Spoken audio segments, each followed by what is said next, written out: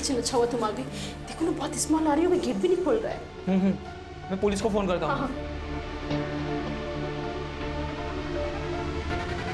Hello hello police station.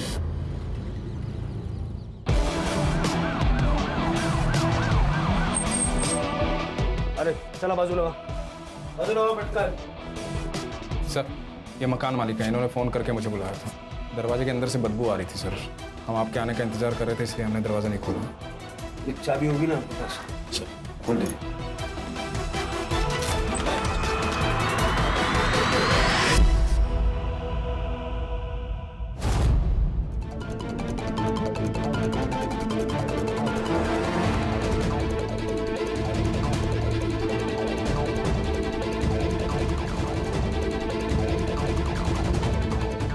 Sir ये suicide note मिला है। पुलिस को सब कुछ सच बताने की बात थी। पुलिस मुझे ही मर्डर्स का जिम्मेदार मान रही है। जब पुलिस ही गलत इल्जाम लगाएगी तो मैं किसके पास मदद के लिए गुहार लगाऊं? मैं पूरी तरह निराश हो चुकी हूँ, इसलिए मैं अपनी जिंदगी खत्म कर रही हूँ। सर आशीष और अक्षय की मर्डर की इन्वेस्टिगेशन कहाँ तक पहुंची है? देखिए इन्वेस्टिगेशन अभी चल रही है, अभी कुछ कह नहीं सकते। आप लोग कुछ कहते ही क्या है सर? 2 लोगों का मर्डर हो चुका है और दोनों के ऊपर 12 करोड़ की लूट का इल्जाम है। एक लड़की ने सुसाइड कर लिया, चाहे तो आप उसको बचा सकते थे अगर आप अपना काम ढंग से करते तो, लेकिन आप लोगों ने ऐसी कोई कोशिश नहीं की। जवाब दीजिए सर। मैम अभी इन्वेस्टिगेशन चल रही है, जो भी अपडेट होगा हम आप लोगों को बता देंगे। प्लीज चलिए आप लोग। सर आइए। सर आप रात को सुकून की नींद कैसे सो पाते हैं ये जानते हुए कि आपकी वजह से किसी की मौत हो गई है? क्या आपको बुरा नहीं लगता इस बात का? जवाब दीजिए सर, हम सब जानना चाहते हैं इस बारे में। आप लोग प्लीज चलिए। लेकिन सर हमारे सवालों का क्या? मैडम आगे बात चला। चल शादी कर लेते हैं। मैं हमेशा हमेशा के लिए तुम्हारी बन के रहना चाहती। चल कर लेते हैं, पर तुम्हें आशीष को डिवोर्स देना होगा। वो डिवोर्स के लिए कभी नहीं मानेगा। इसीलिए तो समझा रहा हूँ, जो चल रहा है उसे चलने दो। देखो मेरे पास अच्छी गाड़ी होती, अच्छा घर होता, अच्छी जॉब होती तो तुम्हें आशीष के साथ रहने ही नहीं देता। मैं खुद ही बोल देता, लात मार के भगाओ इससे। मैं समझती हूँ जितेन, पर ऐसे छुप छुप के मिलने में तो खतरा है ना। अगर किसी दिन आशीष को पता चल गया तो? तब की तब देखेंगे।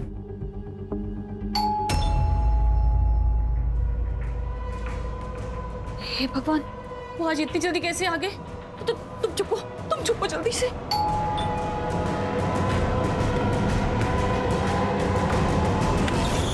घंटी सुनाई नहीं देती क्या? कब से कंट्रोल करके खड़ा हूँ। यहाँ टंकी फुल है मेरी, अभी खोलती नहीं तो यहीं टंकी खाली कर देता।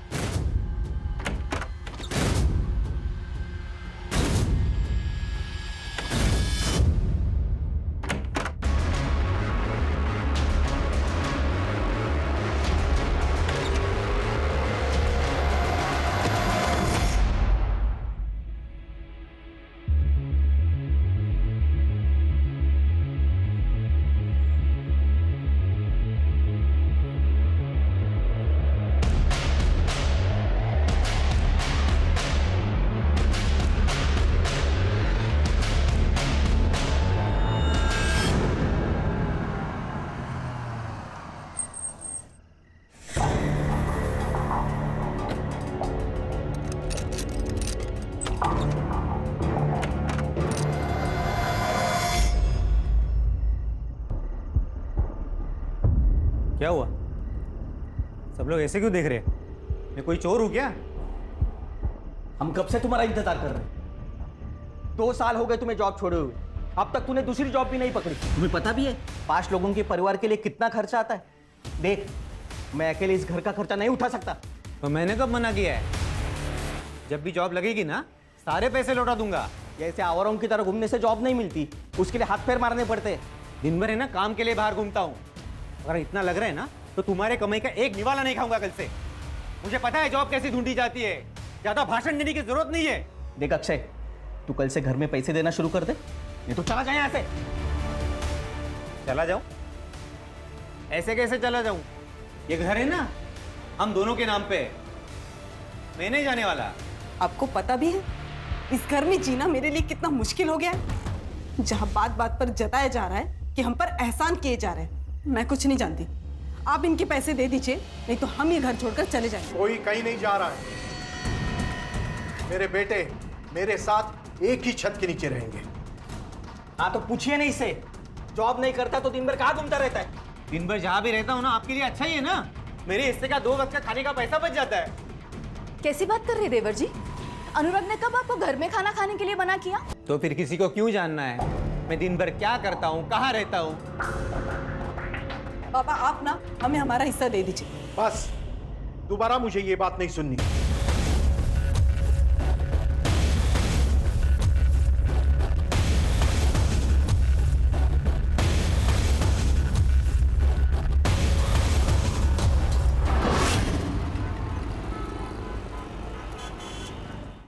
सुनिए, वो मुझे कुछ पैसे चाहिए थे, वो घर का थोड़ा सामान लेकर आना है।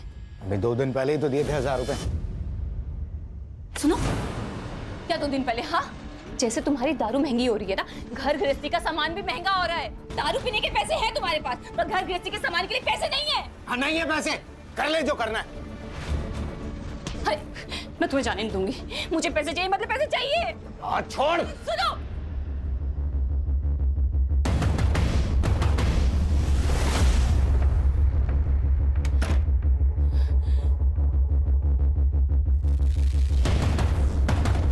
हाँ, वो अभी घर से बाहर निकला है। ठीक है।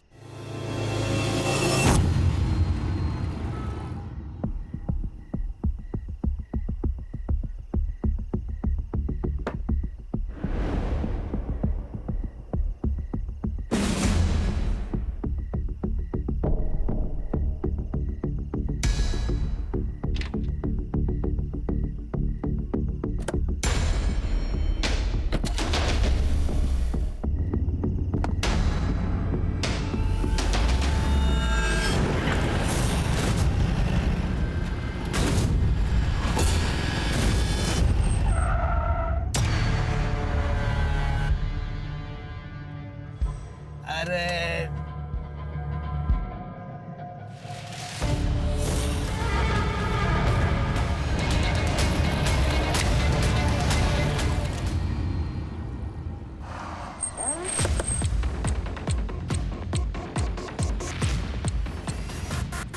बॉडी पर कहीं भी स्ट्रगल के मार्क्स नहीं है। शायद मर्डर नहीं चाहता था कि कोई इसे पहचान सके।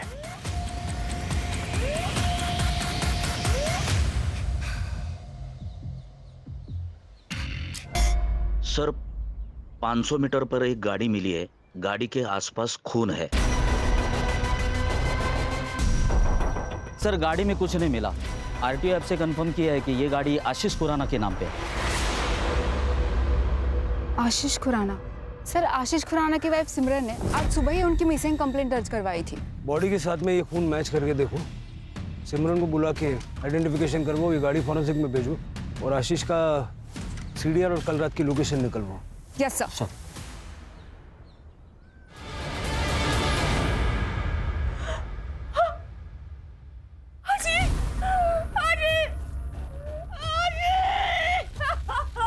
तृप्ति,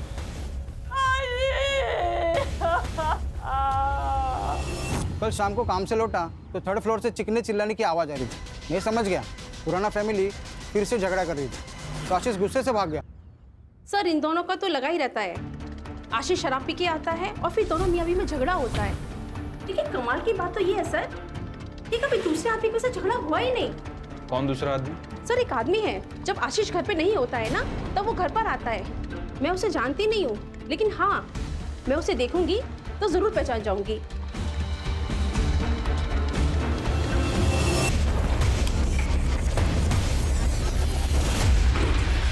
तो आपके हस्बैंड मिस्टर आशीष खुराना उस शाम को 7 बजे घर से बाहर निकले थे और फिर वापस लौटे ही नहीं। जी सर, हर दिन वो आधी रात को घर वापस आते थे। सर उस दिन मैंने फोन किया उन्हें तो उन्होंने कहा कि वो आधे घंटे में आ रहे हैं। सर उसके बाद मेरी आंख लग गई थी तो रात के करीब 3 बजे मेरी आंख खुली। वो घर वापस नहीं आए थे। मैंने उन्हें फोन किया पर सुबह तक उनका कोई रिस्पॉन्स नहीं आया। फिर सर मैं पुलिस स्टेशन चली गई। देर रात तक घर से बाहर रहने की क्या वजह थी? काम? नहीं सर, उन्हें शराब पीने की लत लगी हुई थी। शुरू में वो घर पर ही शराब पीते थे। जब मैंने रोका तो बाहर जाने लगे और फिर हर दिन वो नशे की हालत में घर वापस आते थे। काम क्या करते थे वो? सर वो बैंक में जॉब करते थे। 2 साल से उनके पास कोई जॉब नहीं थी तो हमने पड़ोसियों से सुना है कि जब आशीष घर पर नहीं होते थे तो अक्सर आपको एक व्यक्ति मिलने के लिए आया करता था। कहीं ऐसा तो नहीं कि उस व्यक्ति के साथ मिलके आपने आशीष को? व्यक्ति? सर ये आप ये क्या कह रहे हैं? आप मुझ पे मेरे पति की मौत का इल्जाम लगा रहे हैं। फिर आप ये इन पड़ोसियों की बातें सुनकर मुझ पे इल्जाम लगा रहे हैं। सर इनका तो काम होता है किसी के लिए कि कुछ ना कुछ कहना। सर ये तो बस जले पे नमक छिड़कते हैं।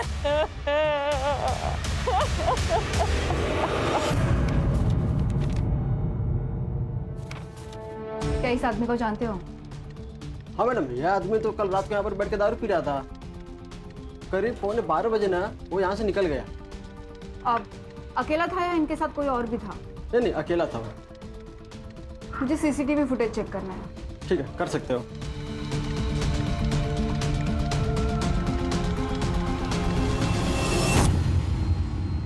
सर हमने बार का सीसीटीवी फुटेज चेक किया और जैसे मैनेजर ने हमें बताया वैसे ही आशीष बार में अकेला ही ड्रिंक कर रहा था और 11:45 को आशीष बार से अकेला ही निकला और आशीष के लोकेशन डिटेल के अनुसार वो नॉन स्टॉप ट्रैवल कर रहा था वहां तक जहां पर हमें उसकी बॉडी मिली, जो कि एक सुनसान जगह है। आशीष अकेला गाड़ी चला रहा था, इसका मतलब किसी ने रास्ते में उसे रोका और उस पर हमला किया। ये 12 तारीख की रात का मालजीपाड़ा का डंप डेटा निकल पड़ा। Yes sir. Sir PM report और फॉरेंसिक रिपोर्ट आ गई है। सर रिपोर्ट के हिसाब से उसकी मौत 12 तारीख की रात 12 से 13 तारीख की सुबह 3 बजे के बीच में हुई। मल्टीपल स्टैबिंग और एक्सेसिव ब्लड लॉस और सर उसके लंग्स में धुएं के ट्रेसेस नहीं मिले, मतलब कि उसे मारने के बाद जलाया गया।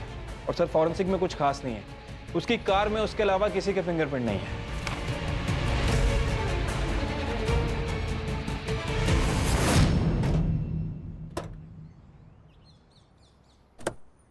तू पहले मेरी बात सुन, मुझे कल शाम तक हर हाल में फैसला चाहिए।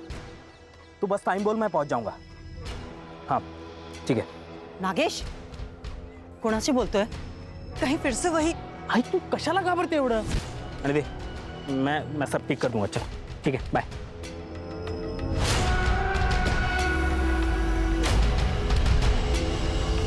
सर आशीष के कॉल रिकॉर्ड के हिसाब से उसे लास्ट कॉल किसी अक्षय संपत का आया था और बार से निकलने के 15 मिनट पहले तक वो उसी से बात कर रहा था। बार के सीसीटीवी फुटेज में भी दिखा है सर। अक्षय संपत? हाँ सर, और इसके कॉल रिकॉर्ड में किसी जितेन शाह का भी नंबर मिला और ये तीनों लगातार टच में थे। इनफैक्ट दिन में 2 से 3 बार बात भी किया करते थे। डंप डेटा का क्या हुआ? सर आज शाम तक मिल जाएगा। सर मैं जितेन और आशीष बरसों पुराने दोस्त थे। मुझे तो अभी भी यकीन नहीं हो रहा कि आशीष अब हमारे बीच नहीं है। 12 तारीख की रात को आप दोनों के बीच काफी बातें हुई थी फोन पे, क्या बात हुई थी? सर जनरली ऐसे ही फोन किया था, इधर उधर की बातें की और रख दिया। उस वक्त तुम कहाँ थे? मैं घर पे ही था।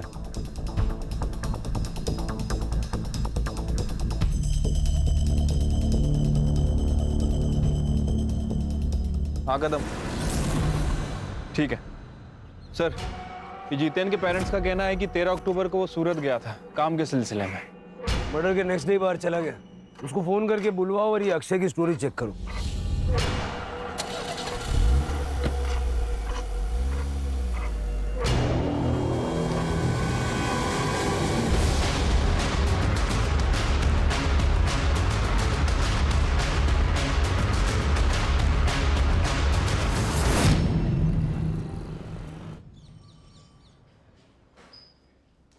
झूठ क्यों बोला?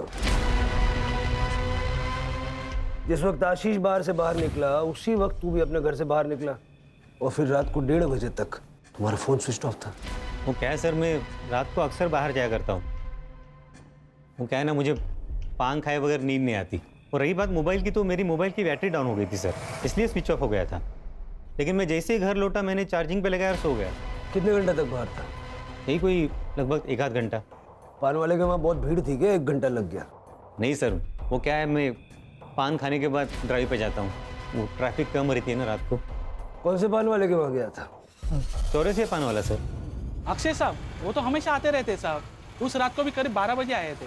तुम्हें इतना यकीन कैसा है? उस रात उन्होंने मुझे 2000 रुपए का नोट दिया था। मेरे पास भी छुट्टा नहीं था, उन्होंने मेरे पे भरोसा कर लिया। वो बोले मैं रोज आते रहता हूँ, बाद में पैसे लेके जाऊंगा। ठीक है, थैंक यू।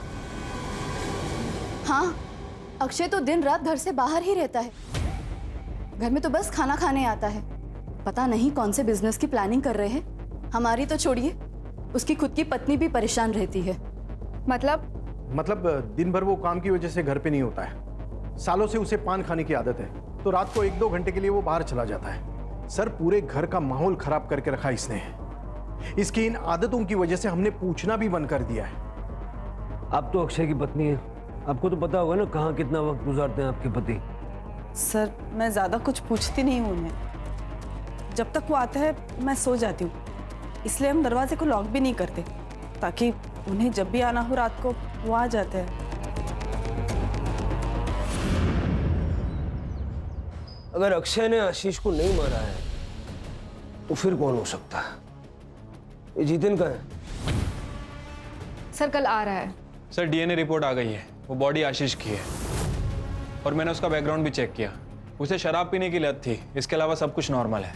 कदम, ये जितिन के घर के बाहर नजर रखने के लिए कांबड़े को भेजो। जैसे ही वो घर पे पहुंचेगा उसको सीधा पुलिस स्टेशन लेके आओ। Okay sir. आशीष की वाइफ सिमरन, उसका क्या हुआ?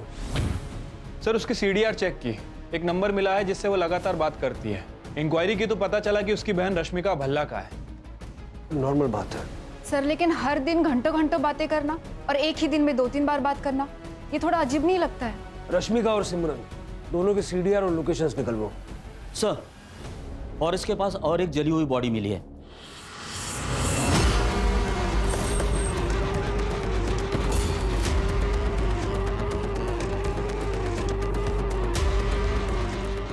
बगा जरा। सर,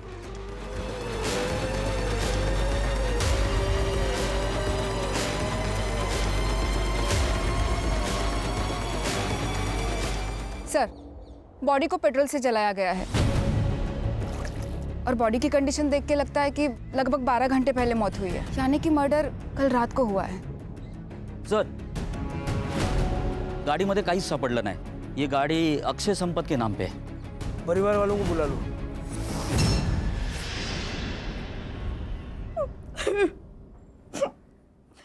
बहुत कोसते थे सर ये लोग हमें, उनकी नौकरी क्या चली गई, हमारी हालत तो भिखारी जैसे हो गई थी, इसीलिए अक्षय ने इनसे हिस्से की बात की थी। सर, मैं अपने फैमिली को टूटने नहीं देना चाहता था, इसलिए मैंने उसे हिस्सा देने से मना कर दिया था। सर, ऐसा कौन सा बाप है जो अपने बेटे की बुरी आदतों की वजह से उसे ना डांटे? 2 साल हो गए सर, और जॉब ना मिले? कैसे हो सकता है सर? मेरा बेटा कामचोर हो गया था, इसलिए मैं उसे सही रास्ता दिखाना चाहता था। घर तुम्हारी इनकम से चल रहा था तो घर में भी तुम्हारी चलती होगी। बिल्कुल नहीं सर, भाई था वो मेरा। और सर, कभी कभी समझाने के लिए सख्त रवैया अपनाना पड़ता है, और वैसे हम लोग सब प्यार से ही समझा रहे थे उसको सर। पहले आशीष और अब अक्षय, 2 दोस्तों की मौत हुई है। ये इत्तेफाक है या सोची समझी साजिश? दोनों मर्डर्स के बीच में कोई कनेक्शन नजर आ रहा है? नहीं सर। सिवाय इसके कि दोनों दोस्त थे और दोनों को मारने का तरीका सेम है। कुछ तो है जो हमें सतह पे नजर नहीं आ रहा, कुछ ऐसा जो इन दोनों के या तीनों के पास से जुड़ा हुआ है। सर, जितिन आ गया। क्या? अक्षय नहीं रहा? उसका मर्डर हुआ है उसी तरह जैसे आशीष का हुआ। जब ये सब हुआ तुम कहाँ थे? सर, डायमंड के बिजनेस में हाथ आजमाना चाहता था। सूरत गया था अपने कजिन के पास, उसका डायमंड पॉलिशिंग का काम है। तुम्हारे अक्षय और आशीष के बीच में रिश्ते कैसे थे? तीनों गहरे दोस्त थे सर, एक दूसरे के बहुत करीब, लेकिन अब तो मैं अकेला।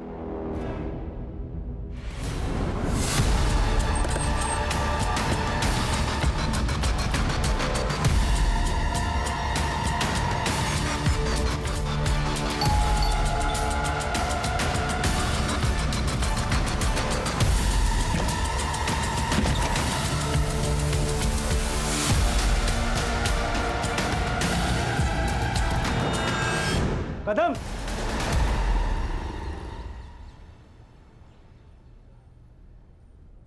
तुम्हारे साथ क्या हुआ था? किसने तुम्हारे साथ ऐसा किया? अक्षय अक्षय संपत ने किया। अक्षय संपत? मैम मैम मैं फंस चुकी हूँ, प्लीज मदद कीजिए। क्या यही है वो आदमी?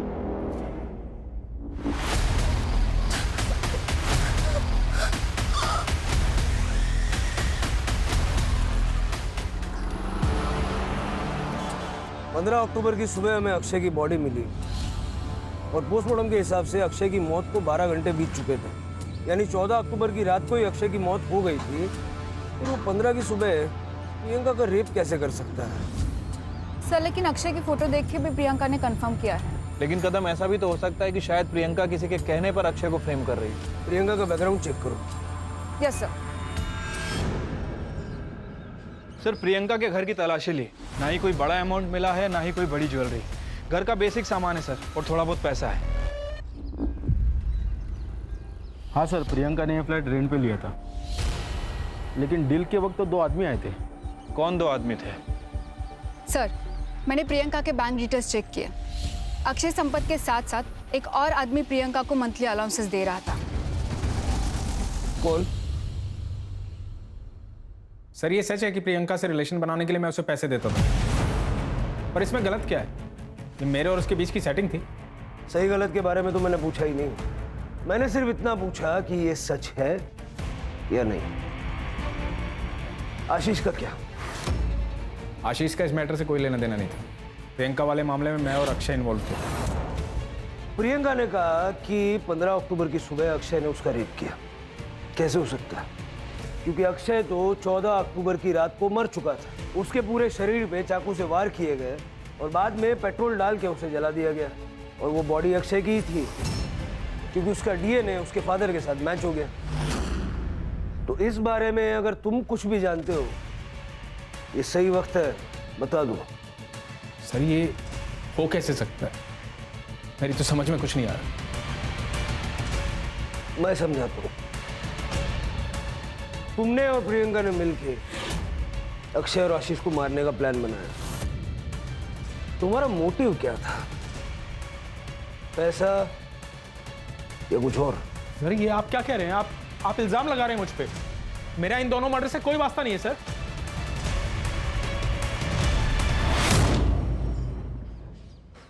सर, आशीष, जितेन और अक्षय, इन तीनों की दोस्ती के अलावा एक और कनेक्शन है इन तीनों से रिलेटेड। सर, 3 साल पहले इन तीनों को एक बड़े स्कैम के चक्कर में पकड़ा था, लेकिन सबूत ना होने की वजह से इन्हें छोड़ दिया गया। मैंने उस केस के इन्वेस्टिगेशन ऑफिसर नचिकेत परब को बुलाया है। सर, मैंने आशीष और अक्षय के मर्डर के बारे में पढ़ा। 3 साल पहले आशीष, अक्षय और जितेन, इन तीनों ने मिलकर मुंबई के बैंक में फ्रॉड किया था, जिसकी इन्वेस्टिगेशन मैं कर रहा था। क्या किया था? सर, दरअसल आशीष, अक्षय और जितेन तीनों लोन डिपार्टमेंट में काम करते थे। 3 साल पहले गवर्नमेंट ने गरीब लोगों के लिए एक स्कीम लाई थी, जिससे वो गरीब लोगों को 50,000 रुपये का लोन दे रही थी। 500 लोगों ने लोन के लिए अप्लाई किया था और उन सबके लोन इन तीनों ने पास किए थे। बैंक ने 2.5 करोड़ का लोन दिया था, लेकिन उन लोगों ने ये पैसा एक नकली एग्रो कंपनी में ट्रांसफ़र किया था, जो कंपनी इन्होंने बनाई थी। कई सारे वेंचर्स कैपिटल्स को इनकी नकली कंपनी का आइडिया पसंद आया और उन्होंने उस कंपनी में 10 से 12 करोड़ रुपए डाले। तब तक इन लोगों ने एक बड़ा सा ऑफिस लेके उन सबको झांसे में रखा और जैसे ही इनका काम बन गया, उन्होंने ऑफिस बंद किया और फरार हो गए। जब वेंचर कैपिटलिस्ट को एहसास हुआ कि वो कंपनी नकली थी तो उन्होंने एफआईआर दर्ज की। सर हमने तो सारे प्रोटोकॉल्स फॉलो किए थे। ये सर हमने तो पूरे वेरिफिकेशन के बाद ही लोन सैंक्शन किया था उन लोगों को। सर लोन लेने के बाद वो लोग अपने पैसे का क्या करते हैं हमारा लुकआउट नहीं। उन लोगों ने तुम्हारे कहने पे अपना सारा पैसा तुम्हारी नकली कंपनी में लगा दिया। सर किस कंपनी की बात कर रहे हैं आप? सर आप क्या बोल रहे हो ना, कुछ समझ में नहीं आ रहा है। सर हमारे हाथ में कोई सबूत नहीं था, इसलिए केस को बंद करना पड़ा। 12.5 करोड़ गायब थे, 10 करोड़ वेंचर कैपिटल्स के और 2.5 करोड़ बैंक के, जो बैंक ने लोन में दिए थे। और केस के चलते इन तीनों को सस्पेंड कर दिया गया। सबसे इंटरेस्टिंग चीज़ ये है कि इतना बड़ा घपला करने के बाद भी कहीं कोई प्रूफ नहीं मिला। सर क्योंकि उन्होंने अपने या अपने फैमिली के नाम पे कुछ भी नहीं रखा था। उन्होंने नकली नाम, नकली एड्रेस, नकली पैन कार्ड और नकली आधार कार्ड से उस कांड को अंजाम दिया था। और रजिस्टर ऑफ कंपनी में भी उन्होंने किसी को घूस खिला के अपनी कंपनी रजिस्टर करवाई थी, इसलिए किसी ने अच्छे से कंपनी की जांच पड़ताल भी नहीं की। तो ये थी वो मिसिंग कड़ी। तो तुमने जितेन की मदद इसलिए की ताकि वो अक्षय और आशीष को मार के उनका सारा पैसा हथिया सके। मैंने कुछ नहीं किया है, मैं तो खुद एक विक्टिम हूँ। पापा अक्षय और जितेन अंकल के लिए काम करते थे। उनकी डेथ के बाद मैं और मम्मी बहुत अकेले हो गए थे। मुझे अपनी आगे की एजुकेशन के लिए पैसे चाहिए थे। मैंने जितेन अंकल को कहा, उन्होंने मुझे बुलाया और मेरा फायदा उठाया। बाद में अक्षय अंकल ने भी यही किया। तुम्हारी कहानी पे कैसे यकीन करें? अक्षय की 14 तारीख की रात को मौत हो गई थी, फिर 15 तारीख की सुबह को वो तुम्हारे साथ कैसे हो सकता है? मैं कसम खा के कहती हूँ, मैंने कुछ भी झूठ नहीं बोला है। उस दिन सुबह अक्षय ही था। कल हॉस्पिटल से डिस्चार्ज मिलेगा, शहर छोड़ के नहीं जाना।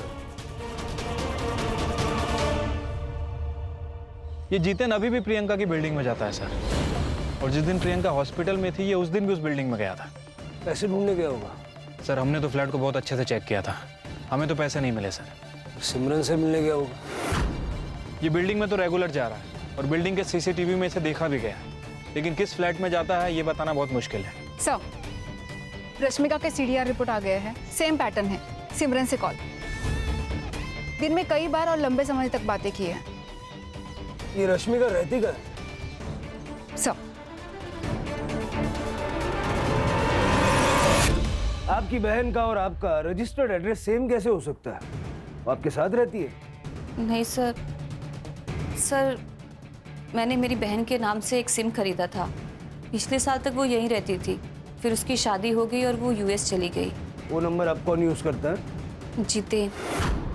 सर जितेन और मैं एक दूसरे से प्यार करते हैं। आशीष को पता ना चले इसलिए जितेन वो नंबर यूज करता था। ये जितेन का और आपका रिश्ता कब से चल रहा है? 2 साल से सर। जब भी आशीष बाहर जाता था तो मैं जितेन को घर बुला लेती थी। इसीलिए आपने और जितेन ने कोर्ट में शादी के लिए रजिस्टर किया है? सर मेरी और आशीष की शादी तो 6 महीने में ख़त्म हो गई थी। आशीष को मेरे साथ रहने में कोई इंटरेस्ट नहीं था। उसकी शराब पीने की लत, रोज़ की लड़ाई, सर मैं थक चुकी थी। और इसी दौरान मुझे जितेन मिला और मैं जितेन से अट्रैक्ट हो गई। और इसीलिए आप दोनों ने मिलकर उसे रास्ते से हटा दिया ताकि आप दोनों आसानी से शादी कर सकें। नहीं सर, नहीं।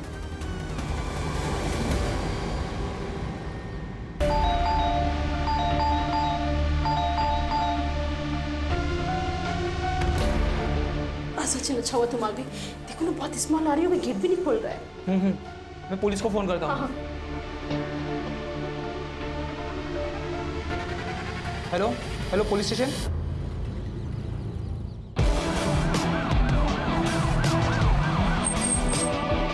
अरे चला बाजू लगा, बाजू लगा बैठकर। सर ये मकान मालिक है, इन्होंने फ़ोन करके मुझे बुलाया था। दरवाजे के अंदर से बदबू आ रही थी सर, हम आपके आने का इंतजार कर रहे थे इसलिए हमने दरवाज़ा नहीं खोला। एक चाबी होगी ना आपके पास? खोल दीजिए।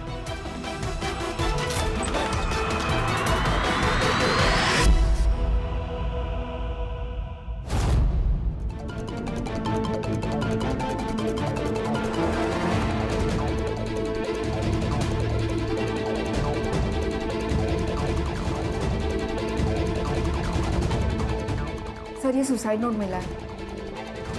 पुलिस को सब कुछ सच बताने की बात थी। पुलिस मुझे ही मर्डर्स का जिम्मेदार मान रही है। जब पुलिस ही गलत इल्जाम लगाएगी तो मैं किसके पास मदद के लिए गुहार लगाऊं? मैं पूरी तरह निराश हो चुकी हूँ, इसलिए मैं अपनी जिंदगी खत्म कर रही हूँ। सर आशीष और अक्षय की मर्डर की इन्वेस्टिगेशन कहाँ तक पहुंची है? देखिए इन्वेस्टिगेशन अभी चल रही है, अभी कुछ कह नहीं सकते। आप लोग कुछ कहते ही क्या है सर? 2 लोगों का मर्डर हो चुका है और दोनों के ऊपर 12 करोड़ की लूट का इल्जाम है। एक लड़की ने सुसाइड कर लिया, चाहे तो आप उसको बचा सकते थे अगर आप अपना काम ढंग से करते तो, लेकिन आप लोगों ने ऐसी कोई कोशिश नहीं की। जवाब दीजिए सर। मैम अभी इन्वेस्टिगेशन चल रही है, जो भी अपडेट होगा हम आप लोगों को बता देंगे। प्लीज चलिए आप लोग। सर आइए। सर आप रात को सुकून की नींद कैसे सो पाते हैं जानते हुए कि आपकी वजह से किसी की मौत हो गई है? क्या आपको बुरा नहीं लगता इस बात का? जवाब दीजिए सर, हम सब जानना चाहते हैं इस बारे में। आप लोग प्लीज चलिए। लेकिन सर हमारे सवालों का क्या? मैडम आगे बात चला।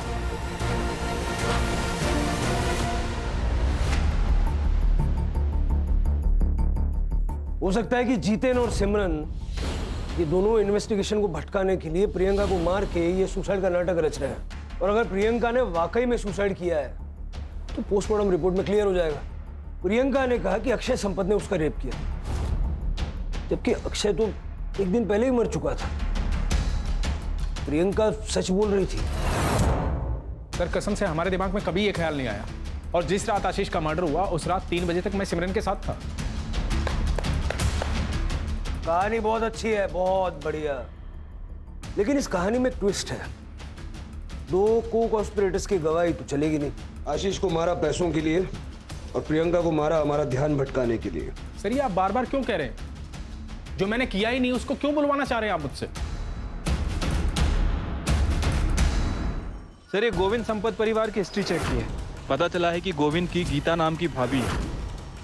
ये गोविंद गीता को कुछ पैसे भी ट्रांसफर किया करता था, और गीता का एक बेटा भी है, नागेश नाम है उसका। और गीता ने पनवेल पुलिस स्टेशन में उसकी मिसिंग कंप्लेंट भी कराई है। 14 तारीख से गायब है, 14 अक्टूबर से।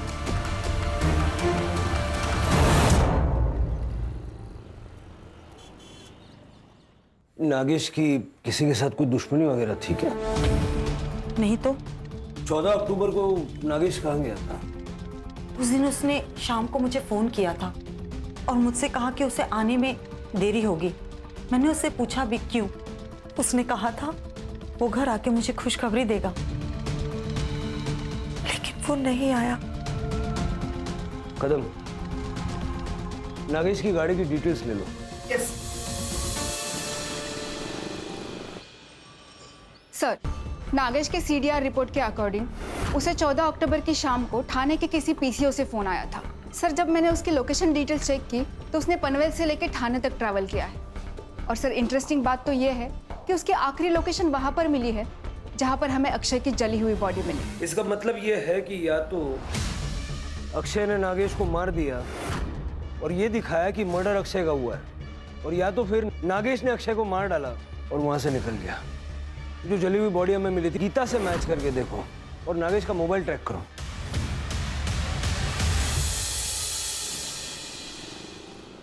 सर ये नागेश का फोन थोड़ी देर पहले पुणे में ऑन हुआ था, लेकिन स्विच ऑफ हो गया।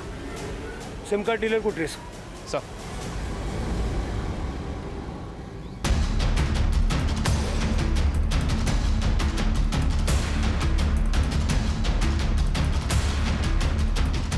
इनमें से कौन था? सर ये था।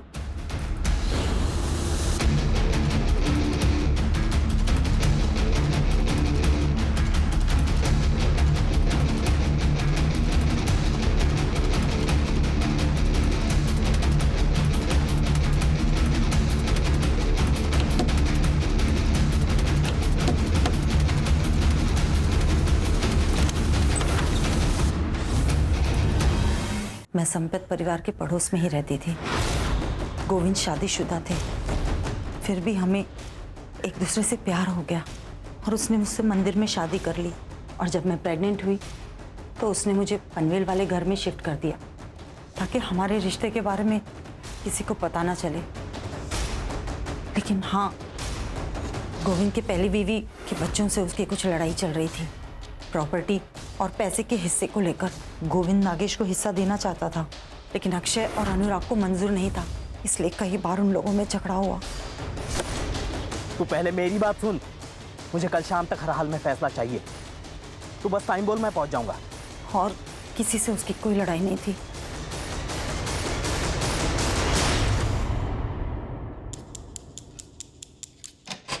मुझे ये बताओ 12 तारीख की रात को क्या हुआ था? सर मैंने आशीष को फ़ोन किया।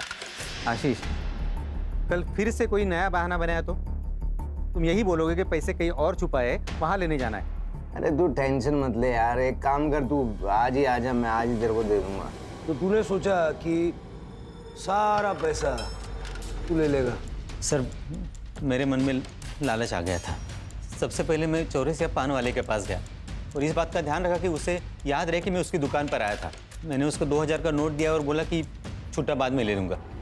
उसके बाद मैं उस रास्ते पर निकल गया जहाँ से आशीष गुजरने वाला था।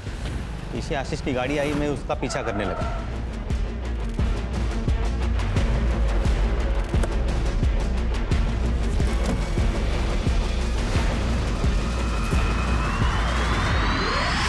सर बैंक के फ्रॉड से हमें 12.5 करोड़ रुपए मिले थे। वो सारे पैसे हमने आशीष के पास रखे थे। नीरज और मैं बार बार उसे कह रहे थे कि हमें हमारा पैसा दे दे ताकि हम भी हमारी ज़िंदगी में आगे बढ़े, लेकिन वो हमेशा हमारी बात टाल देता था। साहब ये अक्षय आशीष को कुछ नहीं बोलता था, मैं ही उसके पीछे पड़ा रहता था। मैं कहता था अरे जब पैसा है और उसे इस्तेमाल नहीं कर सकते तो क्या फ़ायदा। मुझे नहीं पता था ये कमीना उसे मार देगा। तू भी कोई बड़ा दूध का धूला नहीं है, समझा ना? Control control. पैसा कहाँ छुपा है? सर ये सब करके मैं घर आ गया और पैसे गिनने लगा। तब मेरा भाई अनुराग, उसने मुझे देख लिया। मुझे उसे सब बताना पड़ा। तब अनुराग ने मुझे एक आइडिया दिया।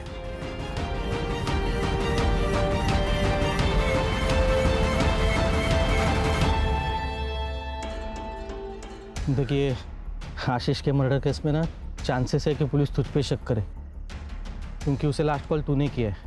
और ये भी हो सकता है कि वो जो पान वाला है वो तुझे याद नहीं रखे। तो फिर अभी क्या करना चाहिए? देख भाई, तुझे मरना होगा। क्या? अरे मतलब तेरे नाम पे किसी और को मरना होगा। लेकिन ऐसा है कौन? तो तुम दोनों ने मिलके नागेश को मारने का प्लान बनाया ताकि नागेश का और गोविंद का डीएनए आसानी से आपस में मैच हो जाए और ये प्रूव हो जाए कि मरने वाला तू है। सर नागेश ने पहले से ही प्रॉपर्टी के हिस्से को लेकर हमारे नाक में दम कर रखा था, तो हमने सोचा कि एक ही तीर में दो शिकार हो जाएंगे। 14 अक्टूबर को हमने नागेश को फ़ोन करके ये कहा कि हम लोग उसे प्रॉपर्टी के हिस्से में शरीक करने को तैयार हैं। उस बारे में बात करने के लिए हमने उससे थाना बुलाया। तो मैंने सोचा मैं भी अपना समय प्रियंका के साथ बिताऊं। लेकिन सर जब मैं वहाँ पहुँचा तब मुझे नहीं चाहिए पैसे, जाओ।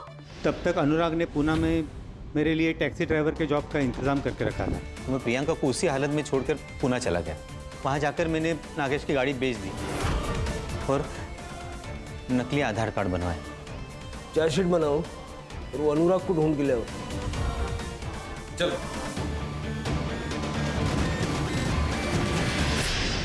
इतने गरीबों को लूटा, बैंक को बेवकूफ बनाया, करोड़ों रुपयों का गबन किया, अंत में क्या मिला? पैसा जरूरी है, लेकिन अनैतिक रूप से कमाया हुआ पैसा क्या वाकई आपके काम आ सकता है?